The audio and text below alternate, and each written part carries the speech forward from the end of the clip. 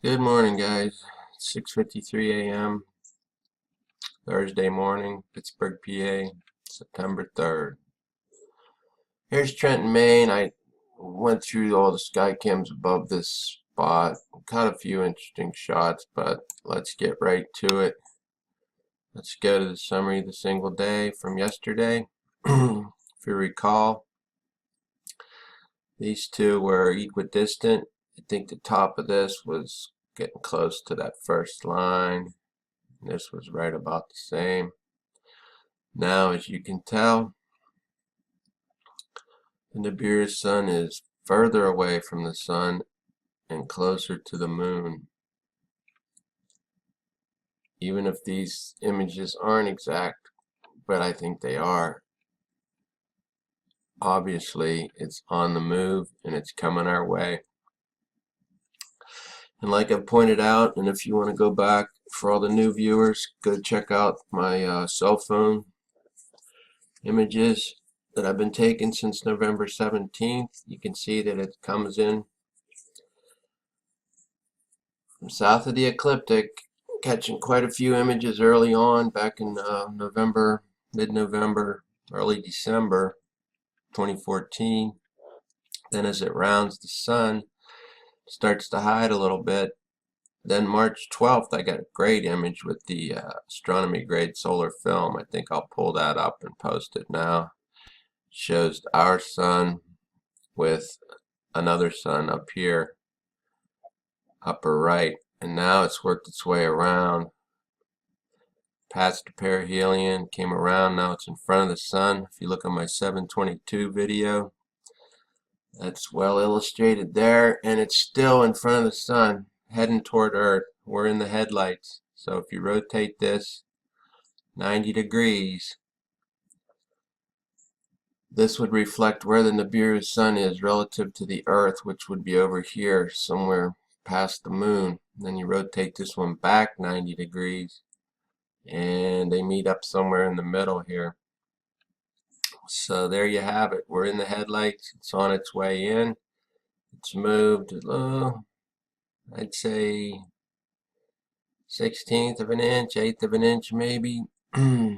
So I gave an estimate yesterday if it's going 1,000,000 miles a day, which it might well be because it didn't start showing up toward the moon on these summary of the day single column images until a week or less ago. I'm not sure the exact day, but it's in the collection of these all Skycam videos if you want to go back and check it out.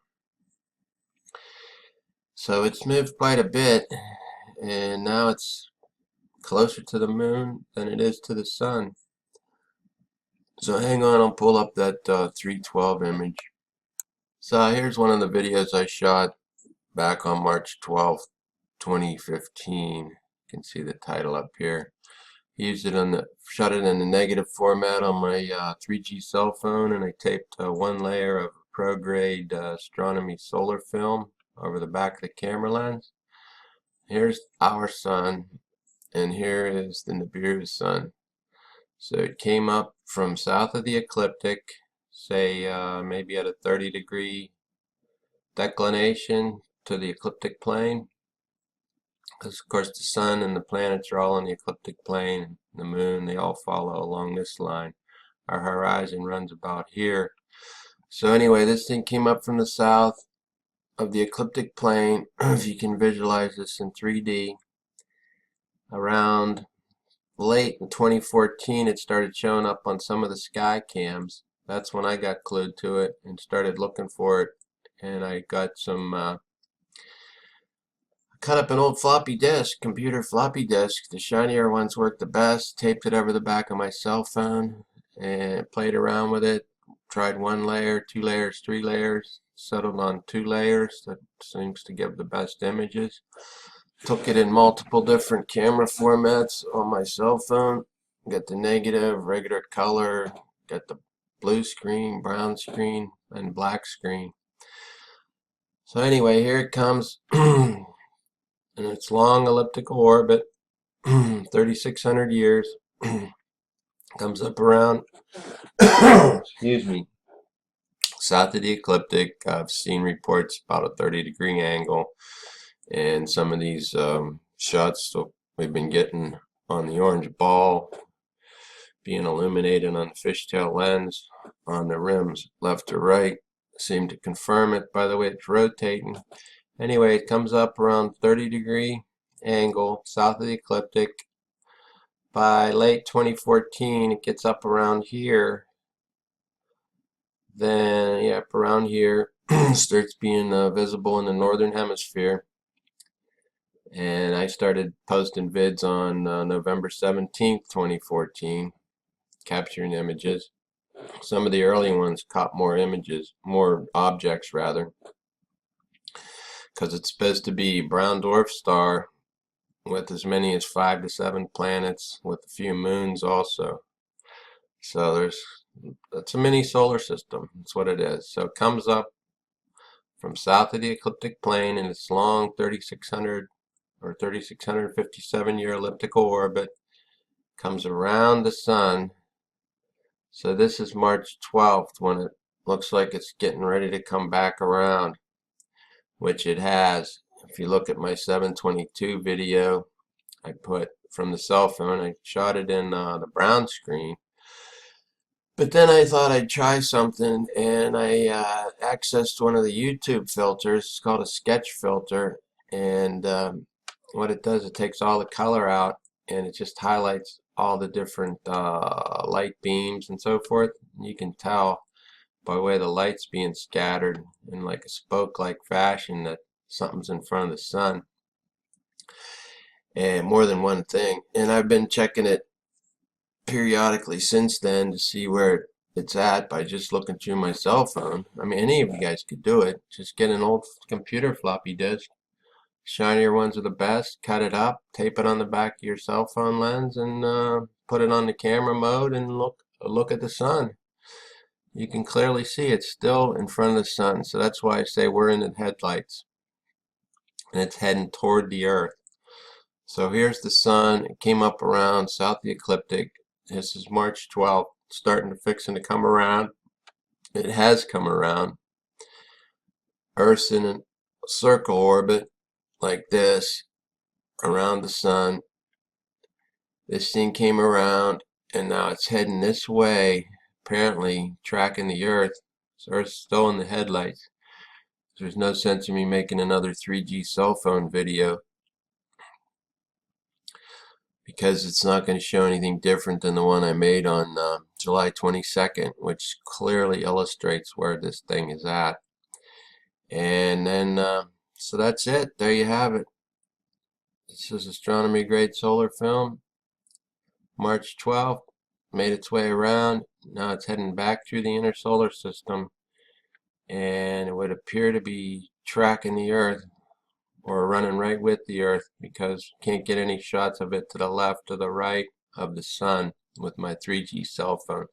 Got to tilt the cell phone to catch it flaring out, and then you can see it. So there you have it. So that's why I say these images are stacked in such a way that in order to get a true feeling of where this thing is, you have to rotate 90 degrees, because it's in front of the sun, and the Earth's over here, and it's tracking toward the Earth.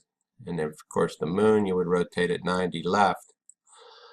So that puts the object somewhere in between the sun and the moon.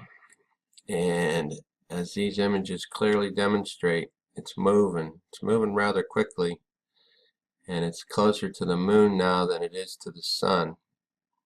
I did a conservative calculation yesterday, divided 24 hours into a million miles, assuming that it's going at least 1,000,000 miles a day, could be more. Came up with a figure of 41,666.666 miles per hour, which is not out of the realm of possibility by any means. Stuff in space travels real quick, and once it comes around the sun, it also gained velocity when it slingshots back around. So let's go look for some more images. Here's one I noticed in Belgium. This is the sky cam right above the one I just showed you in Trenton, Maine. Here we got it ghosting across the screen in the traditional. Just Google Nibiru winged planet. You'll see what it's supposed to look like. That's what the ancient Sumerians depicted, and we're catching multiple images of it looking just that way. A winged planet. The sky's not looking quite as purple as yesterday, but it still has a purplish hue to me anyway. Here it is in Winter Haven, Florida, getting a nice image of the false dawn. There's the moon. See it about 6:08, 6:18. Bam, we get a big flash because this sun comes up. I believe it's bouncing off the Nibiru sun and it illuminates the whole sky. Here's the moon. Got a weird halo around it now. And here it is ghosting through the frame when the moon gets lit real good.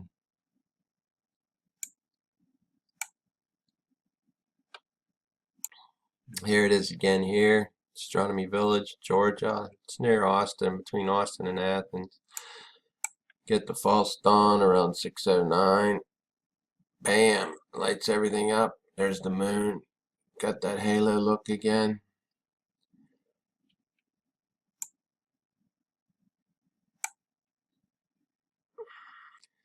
Here's Hong Kong. I only pulled up to show you the purple sky.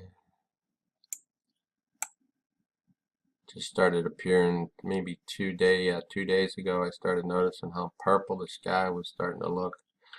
Keep in mind, these are Super Sony HAD CC Roman numeral 2 extremely sensitive color video cameras that capture everything in the 400 to 700 nanometer color range, and they're just picking up things that our eyes can't see.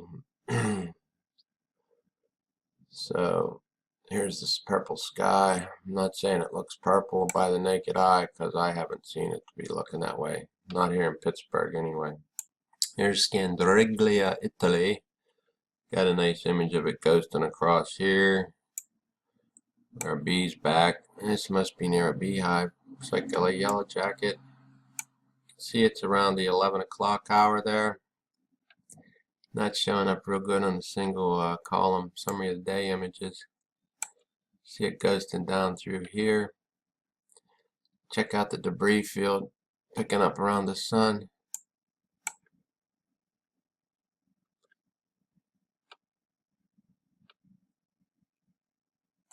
Central Texas, catching some weird images here. Here's the false dawn, the moon getting illuminated. You can see the debris field around the moon. These are every 5-minute increments rather than 10 on most of the cameras. What the heck is this? That's an awful strange image there. It's obviously some type of a flare or projection. But perhaps since it's getting closer to the moon, maybe, I don't know, picking up something different here. But we have it up here ghosting through as well. That's a strange image there. You can see the tail of it coming down here. And pull up just about any of these sky cams. You can see the magnetic field lines representing the Earth's magnetosphere showing up quite dramatic. More so in the north and the extreme south near the polar regions. But you can even see it here in central Texas. And I maintain that that's the Earth's magnetosphere trying to repel this large foreign invader, which is a dwarf star that has its own magnetic field, which is way stronger than ours. So how long can we hold it off? That's the question.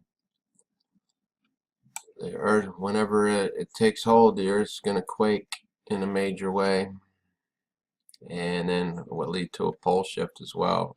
I believe we're supposed to roll about 90 degrees, which matches up perfectly with the sixth seal in Revelation, chapter 6, verses 12 through 17.